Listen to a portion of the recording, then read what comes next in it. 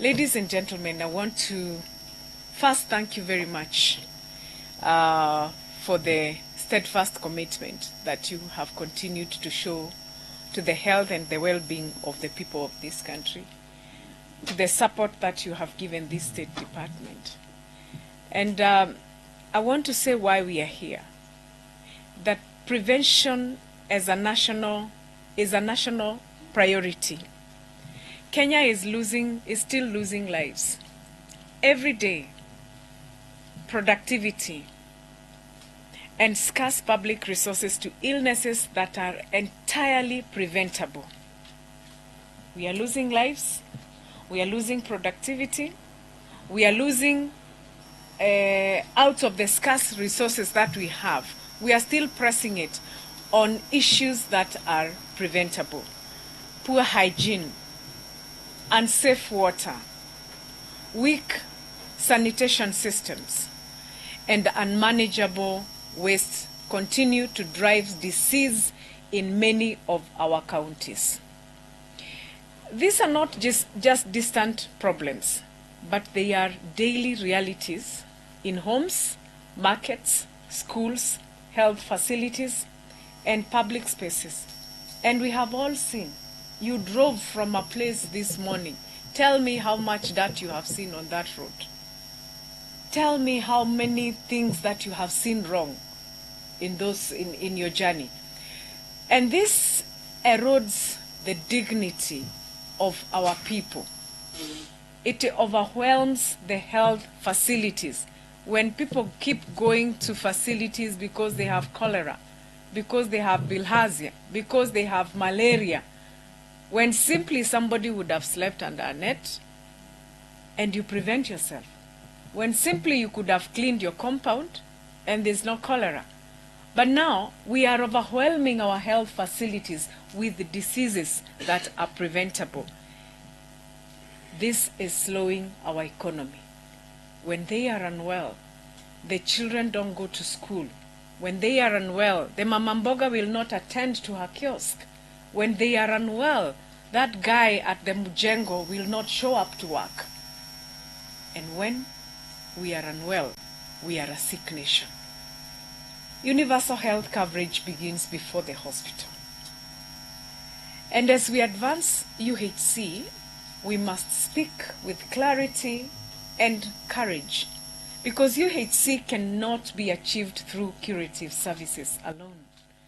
When waste is poorly managed, drainage is blocked, water sources are contaminated, and sanitation systems fail, we create the perfect conditions for diarrhea diseases, cholera, typhoid, malaria, respiratory infections, and childhood malnutrition. Every preventable disease or illness becomes an outpatient visit, a hospital admission, a lost school day, a lost work day, and an avoidable cost for families and for government. If we want a healthier Kenya, then we must build a system that stops disease before it starts. Ladies and gentlemen, that is why we are here today. How do we stop diseases before they start? How do we prevent? The economic truth is prevention protects the public purse.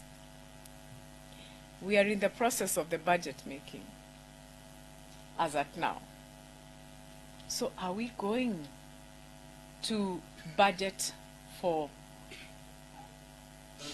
long-term ailments, or are we going to start budgeting for diarrhea? Let us choose. Are we going to budget for infrastructure, or we are going to budget for preventable diseases? The cost of inaction is enormous. It's even worse. The poor sanitation, the unsafe water, it is Kenya spending tens of billions of shillings every year through treatment, through environmental damage, and through premature deaths. So these losses weaken the sustainability of universal health coverage by forcing us to spend limited resources on illnesses that should never occur.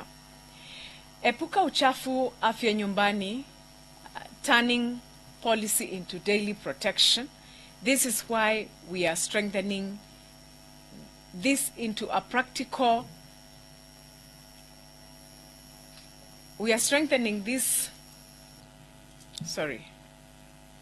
into a practical, people-centered program anchored in primary health care networks. When we talk about personal hygiene, when we talk about environmental hygiene, then we add into water and sanitation. This is delivered through our community health promoters. We have 107,831 community health promoters across the country, and they remain the face of prevention at the household level. Therefore, when Epuka Uchafu Afya Nyumbani makes hygiene, safe water sanitation, and responsible waste management daily habits, not occasional campaigns that we do, but it is a daily habit that everybody becomes part and parcel of. This is how we translate a national policy into healthier homes, into healthier neighborhoods, and also into healthier counties. Make healthy choices possible. Invest in what works, the communities, the need for practical solutions that make healthy behavior achievable. I am happy that we have been able to visit 12 counties. And what we are saying is we are activating. We are reigniting. We are telling them, hey guys, there is work to be done. And this is how it should be done. Then this is going to culminate into our national launch. And the national launch for Epuka Uchafu Afya Nyumbani, that becomes an Usafi Day that everybody can observe, from His Excellency to the lowest person at the bottom of the pyramid. Therefore, the issue of mobilization and sustainability, visibility, will change all this. Anything that we do, let us do it for impact. Let us look at sustainability. That is why we are here today. We do not want to start with a county to activate, and then tomorrow we cannot even get PPEs to go and sweep that county. We want to see that there is sustainability moving forward. And of course, visibility.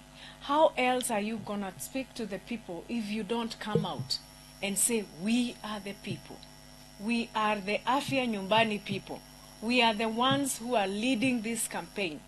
Therefore, with basic equipment, transport, modest incentives, communities can transform markets, they can transform schools, they can transform health facilities, and they can equally transform neighborhoods. The structures in our country are so robust that when you talk about schools, there are head teachers, there are students, there's parents association. Let us utilize them. Let's go to them and speak to them and see how they can turn those schools into healthy hubs. When we talk about neighborhoods, we have Nyumba Kumi, we have the elders, we have the chiefs. Can we speak to them? How do we put them together and ensure that they know indeed they are the people and the champions for health practices in the country? When we talk about transforming markets, where are the chairpersons of these markets? The government has taken a very robust program for constructing markets. But are we going to turn those markets into garbage collection places? That even when the peels for bananas are done, anybody can throw it anywhere. They are beautiful in terms of infrastructure, but health-wise, how far have we gone to sensitize these people to know that the health of the markets depend on them? So enforcement, again, with all of us together, working closely with the county government. plus behavior change will protect the gains and raise the standards of sanitation. It will protect the gains and strengthen community-led total follow-up, verification of issues, consistent of enforcement by the public health officers on simple things like inspection of eateries because of prevention of foodborne diseases, you know. So the standards matter because lives depend on standards. How are we going to get to the standards in every other aspect in our country? Ladies and gentlemen, communication that moves people and keeps moving them, sustained behavior change requires consistency. When we keep telling people, wash your hands, it is the consistency of that statement that makes them change their behavior. When we keep telling people, please clear the dirt in your markets, it is the consistency in that market that makes them have behavioral change. That is why we are here today. A call to the leadership and commitment is that this moment calls for clear choices and concrete commitments. As WHO, as Africa CDC, as AMREF, as county government, where do you want to be counted? Ministry of Health, where do you want to be counted? Where are we? The target investments, how far can we go where the preventive impact is greatest? Strengthening coordination, supervision, and impact is the greatest thing. So Kenya, we choose to build. Let us leave this room united by the urgency and guided by the responsibility. This is an urgent matter. If we ever want to achieve universal health coverage, we must start with this act of moving into having personal hygiene being a priority, environmental hygiene.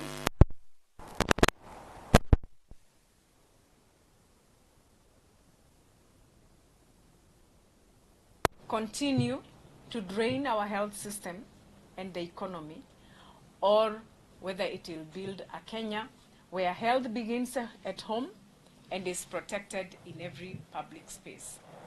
If we commit resources, align our actions, and stand with communities to manage waste safely and sustainably, we will protect health, preserve dignity, and achieve better value for every shilling invested in care. This is how we deliver universal health coverage, not only in our hospitals, but also in our homes, our schools, our markets, and our streets. I want to thank you very much, and I want to open this discussion through the leadership from the ministry so that we can come out of here knowing, indeed, I am part and parcel of the Afya Nyumbani campaign. Asanteni sana. And I want to thank the beautiful lady for making for us this breakfast. Thank you. Please let's give Madam a round of applause. Very powerful.